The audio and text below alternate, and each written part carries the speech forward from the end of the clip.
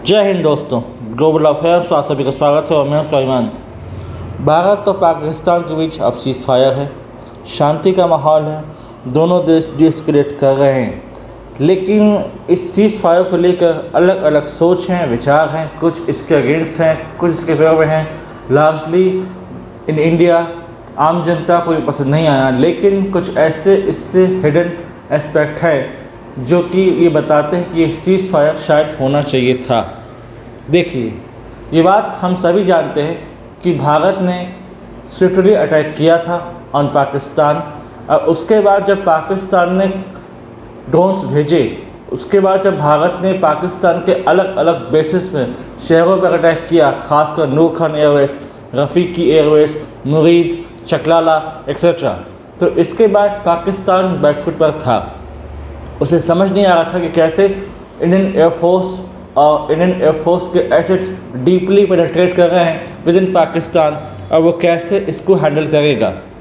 तो उसके पास एक चारा ये था कि वो न्यूक्लियर वेपन का सहारा ले।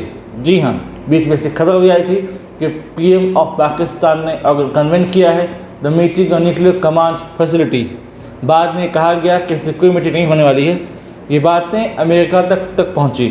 अमेरिका ये वही देश है जिसने 1945 में हमला किया था जापान में, जहां पर नागासाकी और हिरोशिमा पर 2 बम गिराए थे, जिससे लाखों लोगों की मृत्यु हुई थी। इस दौरान ट्रंप एक्टिव हुए, उनकी सीरीज़ ऑफ ट्वीट्स हमने देखे। एक ट्वीट में उन्होंने लिखा कि यहाँ पर शांति होना बहुत ज़रूरी है, otherwise millions of good and innocent people would have died.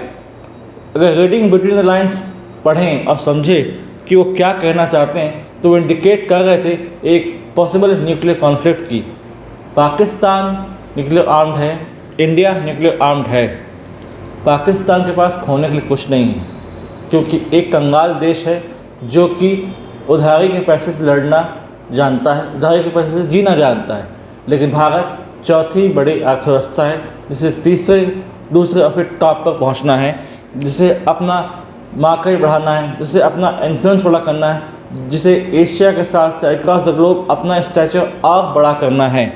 तो हम एक न्यूक्लियर कॉन्फ्लिक्ट को बिल्कुल भी अफोर्ड नहीं कर सकते थे। न्यूक्लियर कॉन्फ्लिक्ट यदि होता तो वाकई लाखों लोग जाते। कन्वेंशनल वार कई हुए, 1947, 65, 71, 99, और ये जो रीजनल एस्केलेशन हुआ इसको भी अगर इंक्लूड कर लें तो हुए, लेकिन इसमें सिविलियंस की मृत्यु नहीं हुई, इतनी कैजुअलिटी नहीं हुई। फौजों की डेथ होती है, सोल्जर्स दे डाई, लेकिन उनकी इतनी ग्रेविटी नहीं होती। लेकिन यदि न्यूक्लियर कॉन्फ्लिक्ट कहीं होता है तो फिर ग्रेविटी बहुत ज़्यादा हो जाती है, तब सिविलियंस का मरना लगता है कि हाँ अवश्यंभावी है, ना चाहते हुए भी आप उसे टाल नहीं सकते। पाकिस्तान चुपचाप की तैयारी कर रहा था, खासकर तब जब भारतीय एयरफोर्स ने हमला किया था और Nur Khan airbase close to Islamabad, जो कि पाकिस्तान की कैपिटल है, जो कि सिर्फ 10 किलोमीटर दूर है इस्लामाबाद से। ये सारी बातें कि हम भारत पर न्यूक्लियर अटैक प्लान कर रहे हैं, ये सारी बातें पाकिस्तान ने अमेरिका तक पहुंचाई। अमेरिका के कान खड़े हो गए कि क्या यहाँ पर पॉसिबल कॉन्फ्लिक्ट हो सकता है। चाइना की बैकिंग पाकिस्तान को मिल जाती, इसमें कोई आश्चर्य की बात नहीं थी। लेकिन इस रीजन में यूएस नहीं चाहता था कि यहाँ पर किसी प्रकार का कोई कॉन्फ्लिक्ट हो, क्योंकि उसे पता है कि रीजन इकोनॉमिक की दृष्टि से बहुत इम्पॉर्टेंट है और भारत एक इम्पॉर्टेंट और रिलायबल पार्टनर हो सकता है यूएस का इन लॉन्ग रन। इसलिए इसको लेकर जेडी वैंस, मार्को रूबियो और खुद प्रेसिडेंट ट्रंप एक्टिव हुए। बात की गई जेडी वैंस, मार्को रूबियो, इन्होंने संपर्क साधा प्राइम मिनिस्टर मोदी से।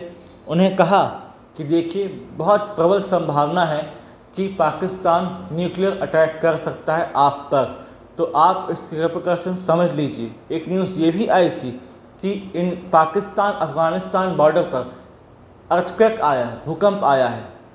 कॉन्फ्लिक्ट चल रहा है, भूकंप आना एक नेचुरल एक्टिविटी है। और हाँ, देखा जाए तो इस रीजन में भूकंप आते हैं, लेकिन एक न्यूज़ ये भी थी कि शायद ये भूकंप इसलिए आया हो क्योंकि पाक ने न्यूक्लियर टेस्टिंग की हो, यानी कि वो पूरी तरीके से तैयार बैठे थे कि यदि भारत नहीं रुकता, एस्केलेशन होती रहती और ज़्यादा नुकसान पहुंचाता, भारत यदि पाकिस्तान को, तो ये न्यूक्लियर बम जरूर गिराते।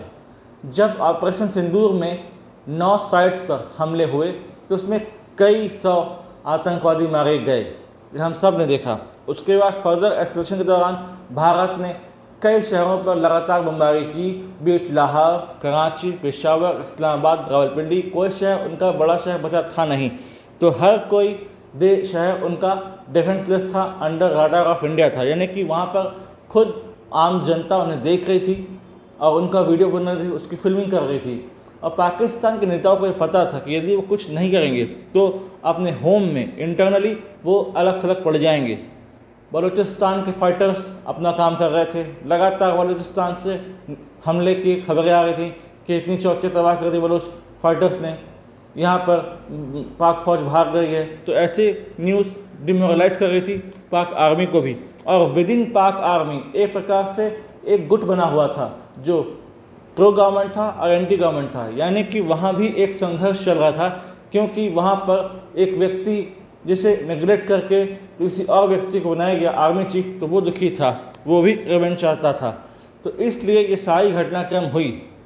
इन सब बात को समझने के बाद और ये समझने के बाद कि अगर न्यूक्लियर अटैक को हम अलाउ करते तो हम पर कितना बड़ा नुकसान होता, हमें कितना नुकसान झेलना पड़ता।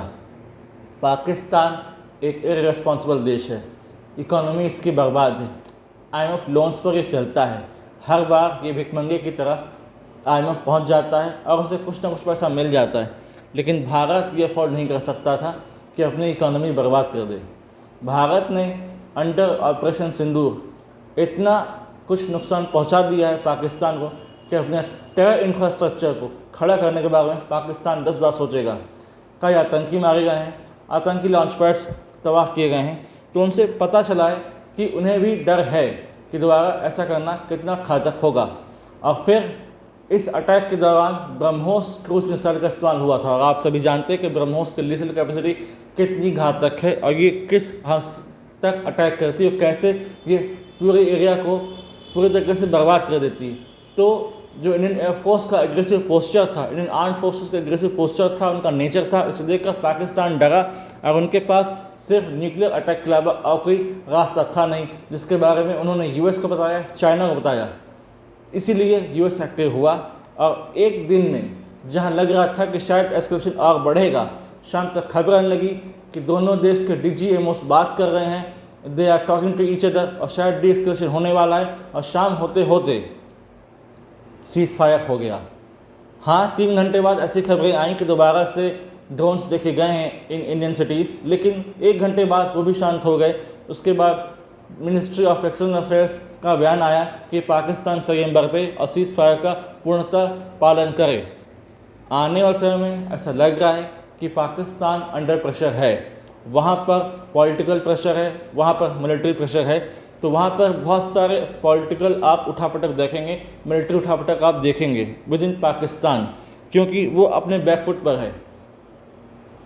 एटम बम वो यूज़ कर नहीं पाया और ख़ास तौर से कुछ मिला नहीं। और इसी बीच ये भी खबर है कि सीज फायर को का पालन करके भारत को एक बहुत अच्छा फ़ायदा हो सकता है और वो है एक suitable trade deal with USA, यानी कि बेहतर इकोनॉमिक सिनेरियो।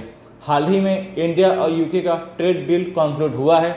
उसके बाद अगर इंडिया और US का ट्रेड डील कंक्लूड होता है तो फिर इंडिया को ग्रेटर एक्सेस मिलेगा US मार्केट का और ग्रेटर मूवमेंट मिलेगा और professionals in with in USA।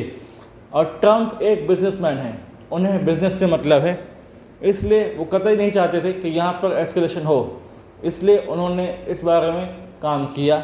अपने ऑफिशियल से JD वैंस, मार्को रूबियो को काम पे लगाया, खुद एक्टिव हुए और इसको रोका। हाँ, अभी हम ऐसा कह सकते हैं कि बहुत से लोगों को ऐसा लग रहा है कि हम पीछे हट गए, ये हमारा मॉरल डिफीट है, लेकिन लार्जर पिक्चर देखें तो यहाँ पर हम काफ़ी हद तक न्यूक्लियर अटैक को अवॉइड करवा पाए हैं। एक न्यूक्लियर अटैक जो इस जनरेशन ने नहीं देखा है, उसको हम हर तरह के लिए अवॉइड कर चुके हैं। और ऐसे हमें कोशिश करनी चाहिए कि भविष्य में भी हमें किसी प्रकार का न्यूक्लियर अटैक की संभावना से हम बचे रहें, तो ये अच्छा है। और कोशिश ये भी करनी चाहिए कि अब हम POK वापस लें और फर्दर टेरर नेटवर्क्स को और ध्वस्त करें, ताकि पाकिस्तान दोबारा आतंकियों को न पाल पोस सके, न पहलगाम, कुपवारा जैसे शहरों पर किसी अटैक की हमें न्यूज़ सुनने को मिले। तो ये थी बैकग्राउंड कि क्या पाकिस्तान अटैक कर सकता था, क्या पाकिस्तान यूज़ कर सकता था एटम बम। इस संबंध में अगर कोई इम्पॉर्टेंट न्यूज़ आती है तो मैं आप लोगों के लिए एक सेपरेट वीडियो बनाऊंगा। Do like, share, subscribe the video and widely spread this video for the knowledge of people. यदि आप हमसे जुड़ना चाहते हैं तो आप इंस्टाग्राम, टेलीग्राम के थ्रू हमसे जुड़ सकते हैं। इसका लिंक डिस्क्रिप्शन में है, आप जाइए और उसे ज्वाइन कीजिए। Thanks for watching. जय हिंद, जय भारत।